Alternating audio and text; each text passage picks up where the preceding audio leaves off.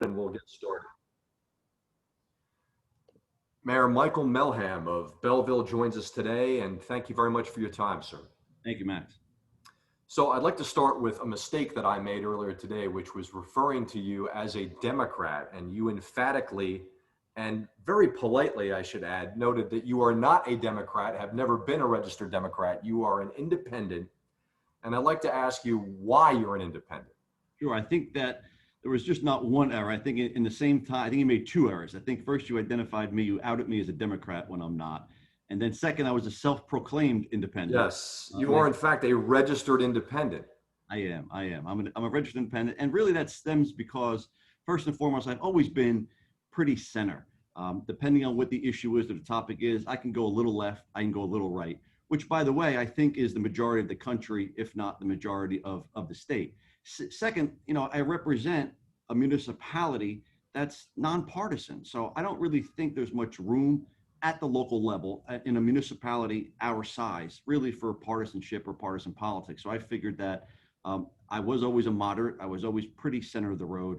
Why come into my election back in 2018 as somebody identifying as one party and potentially alienating a subset of my population? So I just think it's easier. I think my positions and my stances, including, by the way, those people who I've endorsed and or supported, it lines up squarely right down the center. I can name you Democrats and Republicans that I have backed and supported, campaigned for, worked with, and continue to work with, even here in the county.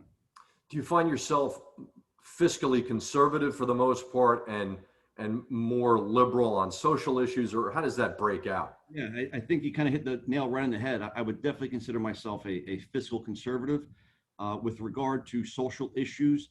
I wouldn't say liberal. I wouldn't necessarily label myself as progressive. I'm probably open-minded, more libertarian, I think. I'm more in favor of having less government interference in my life and letting me do whatever I want than actually labeling it as a liberal or as a progressive. I'm certainly very open-minded when it comes to social topics, which is why I don't think I fit neatly in the Republican box. And because of my fiscal stances, and because I don't necessarily go as far as some of my Democrat counterparts, I don't really find myself fitting neatly into a square or round peg of the Democrat Party either. Mayor, we learned today that you plan to support Republican nominee for governor Jack Ciattarelli. Could you tell us why you're doing that? You're in the belly of the beast, so to speak. It's the county with the most registered Democrats, and you're living at the edge of Newark, and you are poking the bear, so to speak, by going with the Republican nominee. Could you tell me a little bit about why you're doing that? Sure. Yeah, I can first tell you that I'm not doing it because I'm smart. That's for sure. I'm not doing it because it's politically correct. That's also for sure. I'm doing it because I'm guided by my principles. I'm guided by my heart. And Jack reached out early on in his campaign, and I had already been a follower of his on social media, as I follow nearly everybody on social media. I tend to stay out of federal politics, and for the most part, I tend previously to stay out of state politics at that level. But I just kind of felt like my experiences here in Belleville in this seat over the last 3 years have guided me.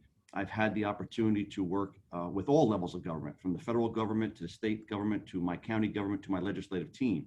And I think those experiences over the last 3 years is what's guided me to making the best decision, not for Michael Melham. I'm here in Belleville, and I think I'm making the right decision, I think, for the residents of Belleville that I represent. So that's interesting. So it's not just the Murphy administration's record. You're talking about across the board. You're fairly disenchanted with Democratic leadership at the county level, at the legislative level, and at the state level. Is that a fair assessment? Actually, no, it's not.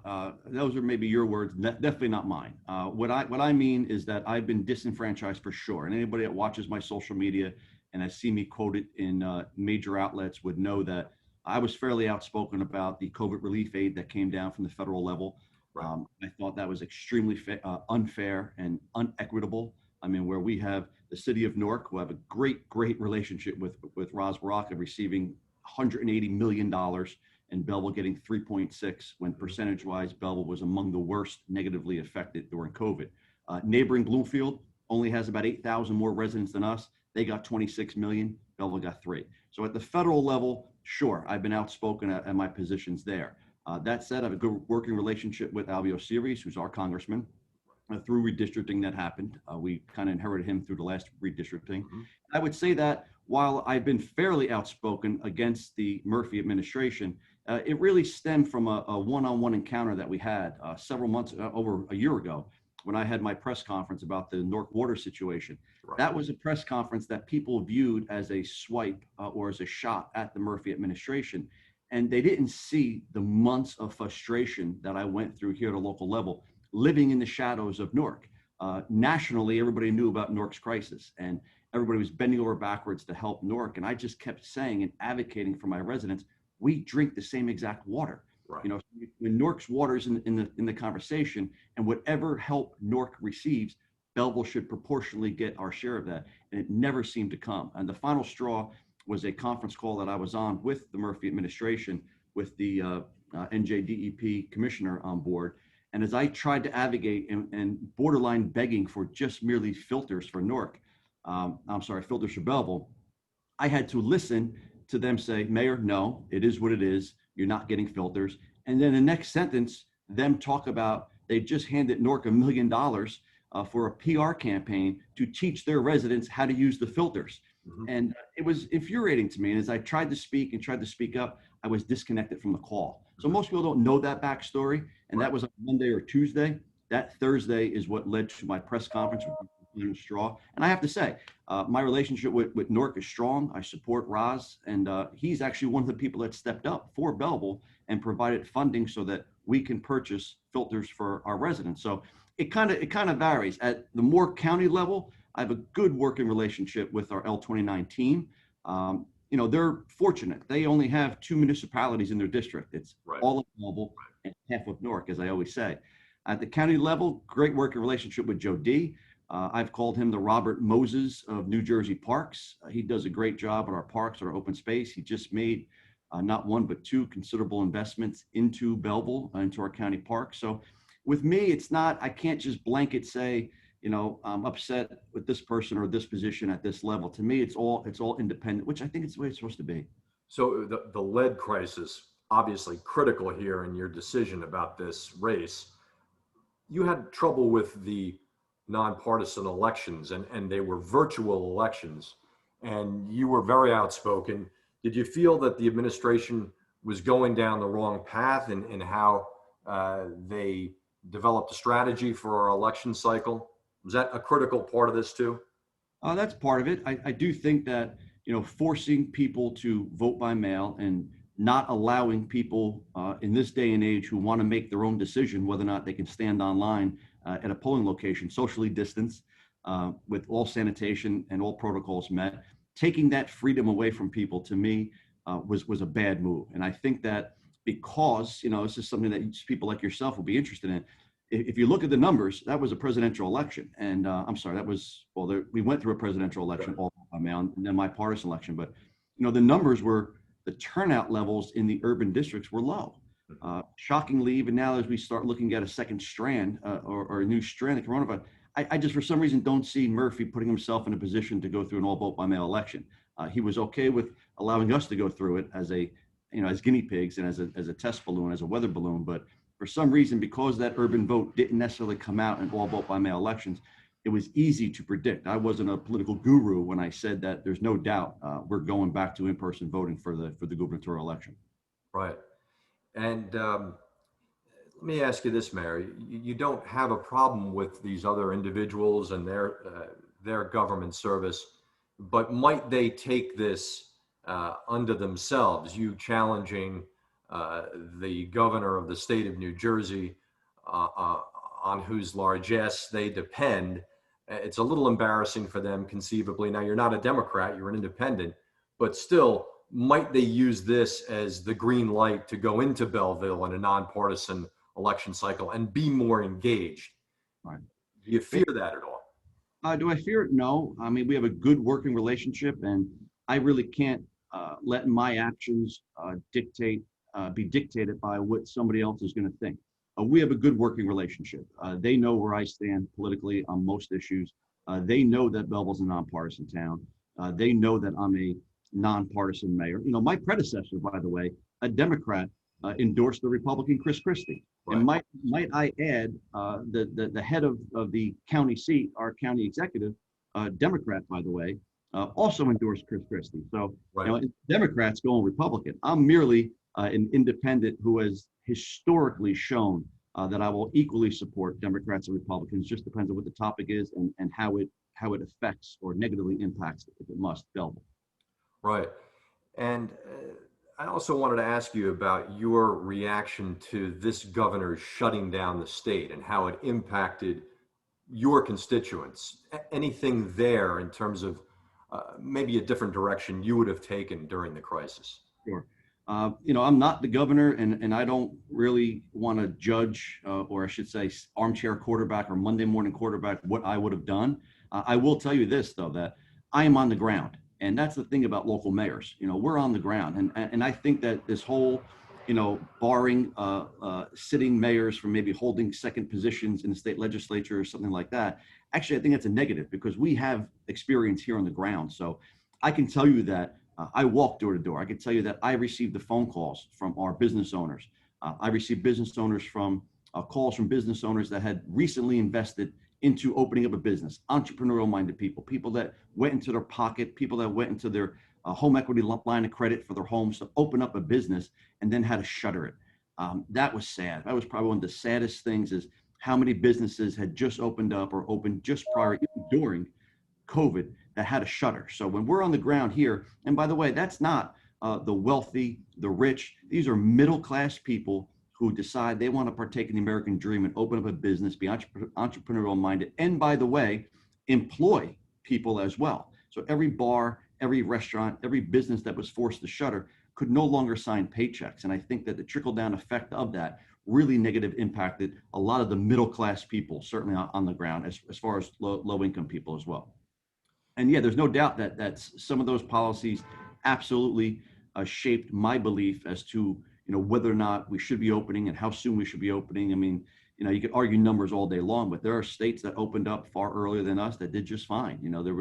They kept saying stick to the science, but it depends on whose science you're listening to. I mean, if you listen to the Fauci science, we shouldn't be wearing masks the first time he said it. So it really, I think this COVID issue. Probably because we were in the middle of a presidential election, became way too politicized, and it became a partisan issue. No doubt about that. Mayor, is there anything about Chiatarelli's platform that you particularly identify with or that you can particularly passionately support? As I believe it or not, I spoke to him or communicated with him today. He knows that I support most, if not all, of his principles of policy. I like him for several reasons. One, he's the average guy. He's been here. As I said, he reached out to me very early on in the campaign. He's been to Belleville. At least, yeah, he's been to Belleville once. We've had dinner together. We've had a chance to talk. I've asked him some pretty tough questions about his time in the legislature. And again, he was also a local elected official. So he's got that experience in the state legislature. I asked him his positions on cannabis, because that was something that we were toiling with here in Belleville. We had medical was already legalized, and we were starting now to consider whether or not we were going to act locally here on recreational.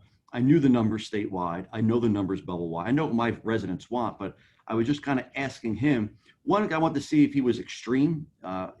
Extremes either way in politics, that doesn't sit well with me. I like somebody in the center. I found him to be an open-minded person. I found him to be basically a moderate or a centrist, which is why I said to him, this base in this election, I mean, my background, I play in numbers and I play in elections and campaigns. And I said to him, Republicans, you got Republicans already. The governor's got most Democrats. I would argue to think that he's going to lose far more Democrats than Jack is going to lose Republicans. So therefore, we're still playing to the center. And I urged him to stay in the center and even urged him to be very open-minded when it even came to a potential running mate that he might pick. Do you have any suggestions for him? I do. I think that he should go with a young, independent person who's fairly outspoken, doesn't mind to take any lumps. And I think that independent person, if it was on his ticket, would probably help bridge the gap between people that are a little too far right, people that are center, even people that lean Democrat. I think that we need a maybe a Kennedy type Republican or a Ronald Reagan type Democrat.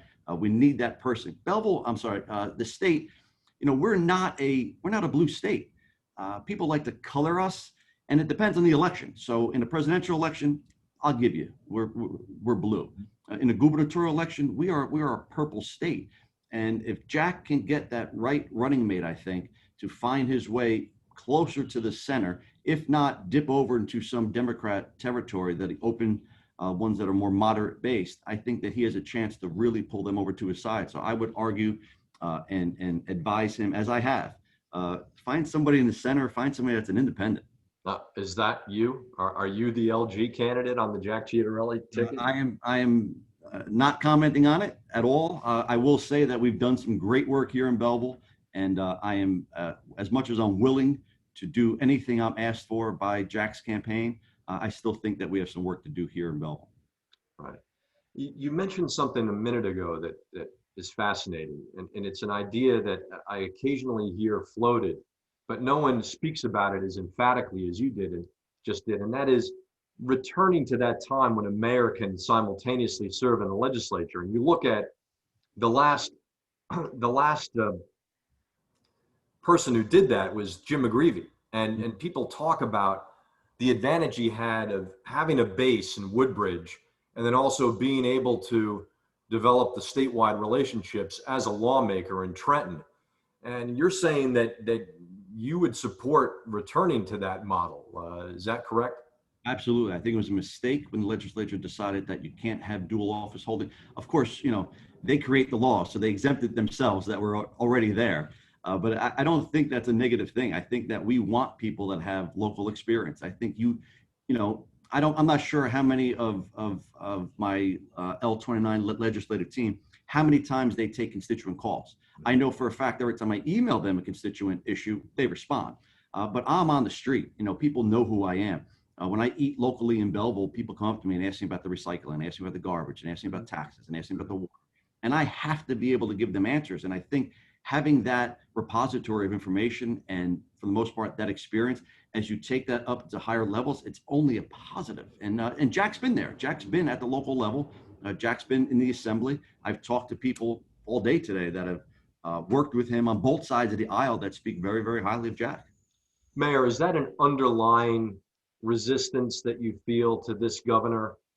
He represents a mode of leadership that you may find offensive, which is someone coming in from the top down without ever having had that lady scream at him at a council meeting about why her garbage wasn't picked up.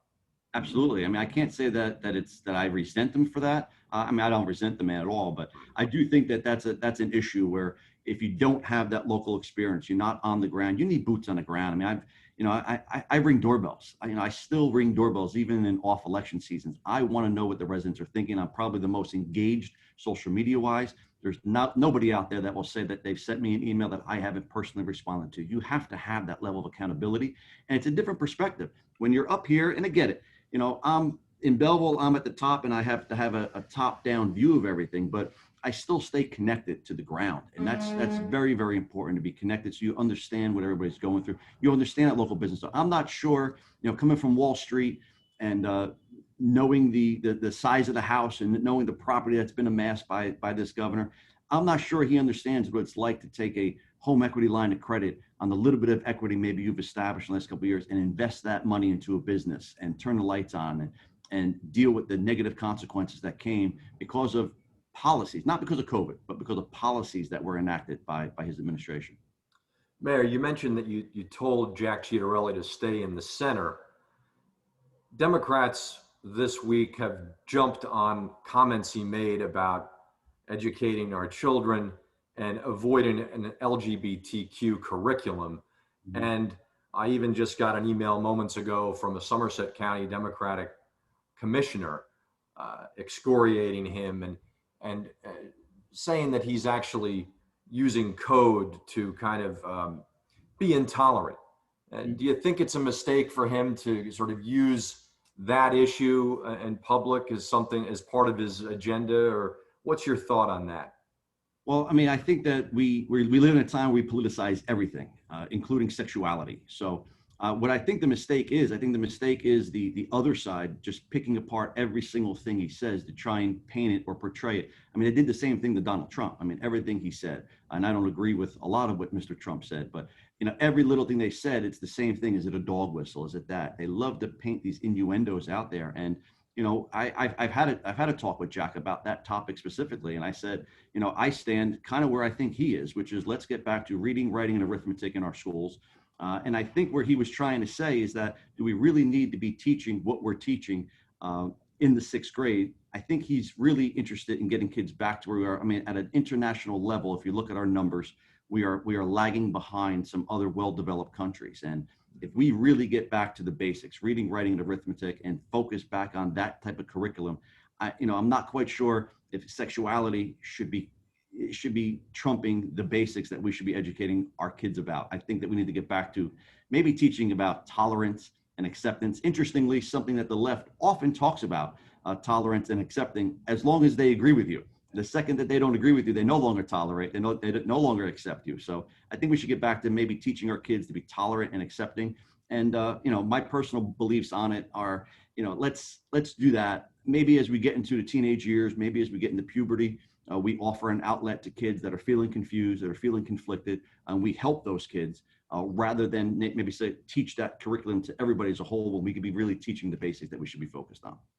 Mayor, since you brought him up, I'm sorry, I'm not the most avid social media guy, but did you back Trump for president? I don't know that you issued a public statement, but did you support him, or did you vote for him?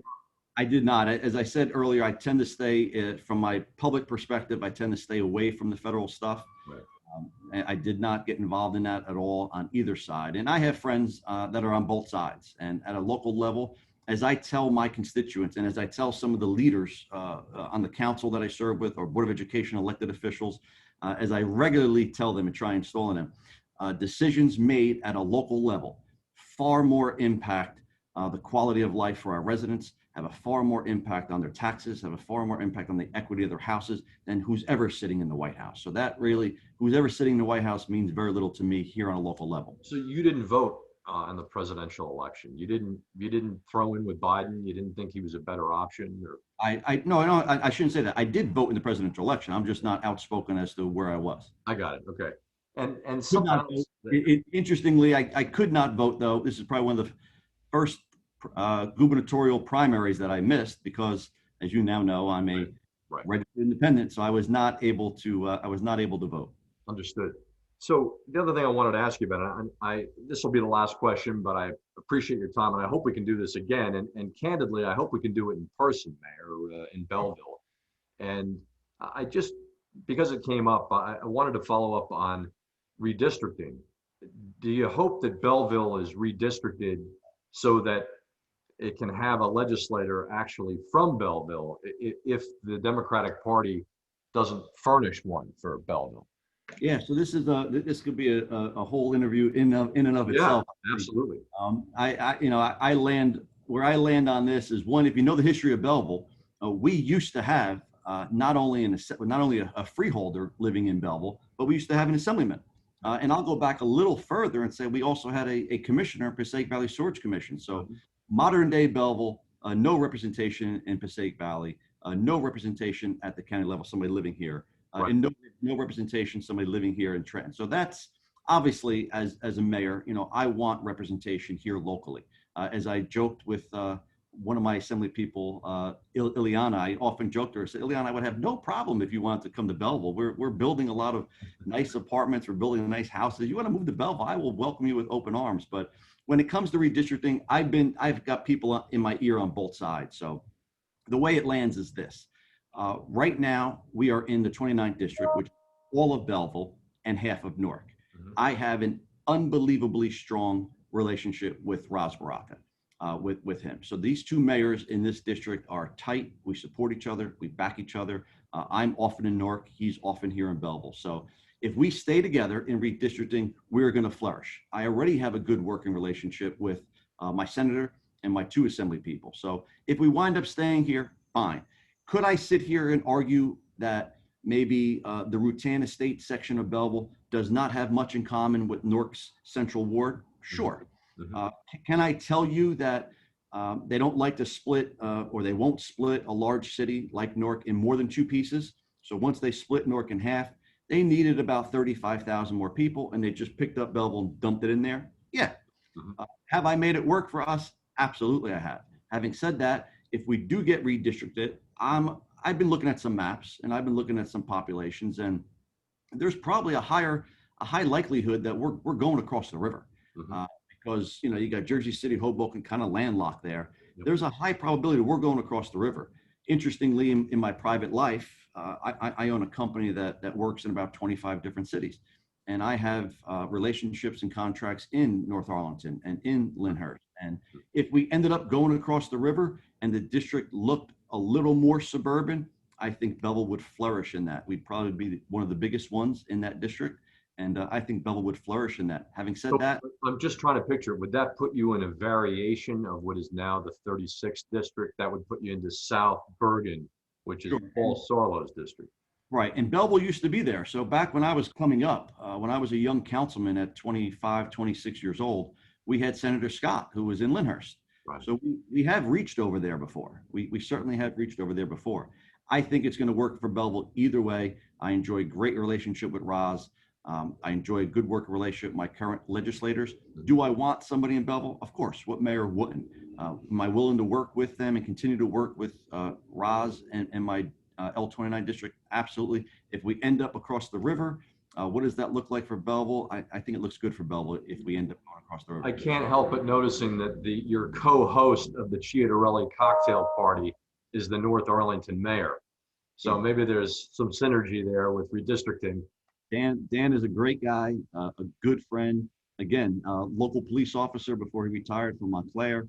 Great guy, boots on the ground. Dan knows I support him. We've had a great working relationship, not only as friends, but as co-mayors across the river. Mayor, I want to thank you so much for your time today, and I look forward to the continued substantive discussion. Thank you so much. Thank you so much. Thank you, Max. And for future reference, I'll be sure to note that you are fiercely a registered independent. Registered independent, that's right. And I will try and explain my ex-girlfriend who speaks 4 languages, I have to explain to her exactly why she didn't get photo credit for a photo of me out of Paris. But I think now you have the headshot. We'll make sure to Photoshop an Eiffel Tower into the back of that picture next time. Thank you. Thanks, man.